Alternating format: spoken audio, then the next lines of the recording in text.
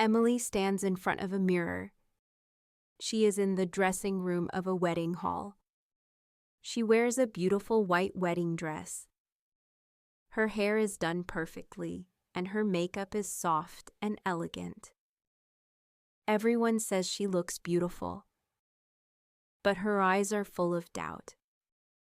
She feels nervous, confused, and a little scared. Her mother enters the room and says, "You're glowing, sweetheart."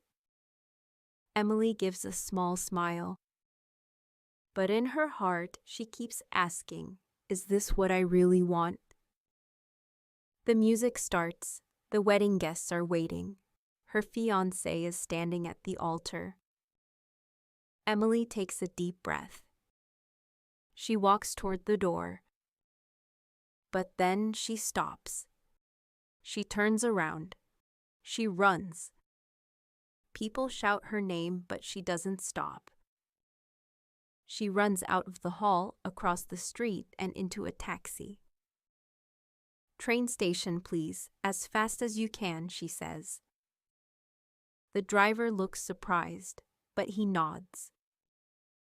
Emily buys the next train ticket.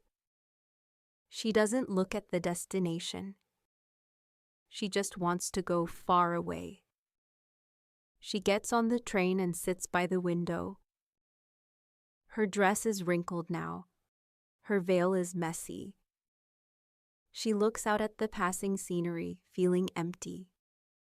A young man sits beside her. He glances at her, then speaks. "Are you okay?" he asks kindly. Emily hesitates, then says, "No, but I'll be fine." He nods. "Bad day?"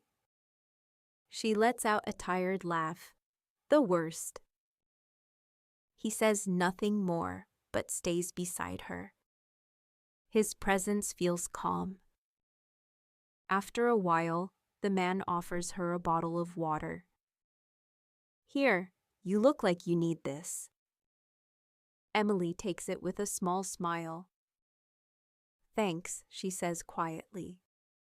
They sit in silence for a moment. Then Emily says, "I was supposed to get married today." Daniel turns to her. His face is calm and kind.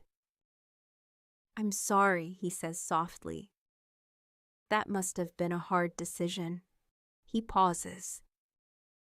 Then he adds, "But the bravest thing you did was telling the truth to yourself." Emily looks down.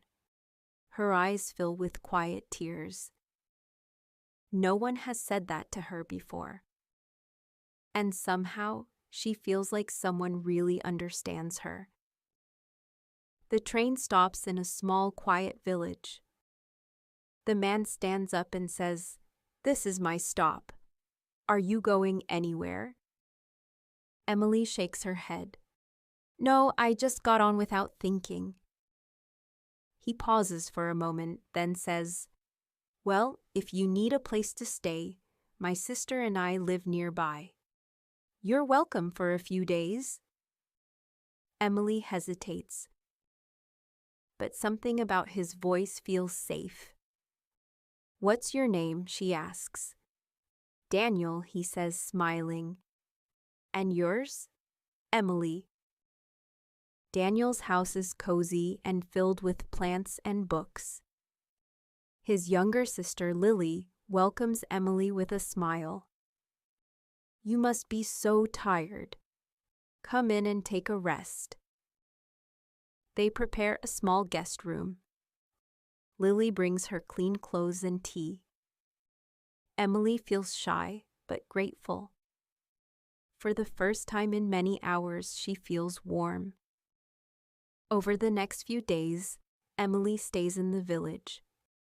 She helps Lily cook meals. She walks with Daniel through the countryside. They go to the market, visit a lake, and pick wildflowers. Every small moment feels peaceful. She doesn't need to pretend. She can laugh, think, and breathe. At night, they sit by the fireplace. They talk about life, family, and dreams. Daniel never asks too much. He just listens. One afternoon, Daniel and Emily go to a quiet hill. They sit under a big tree and watch the clouds. Emily turns to him and says, "You make it easy to forget the past."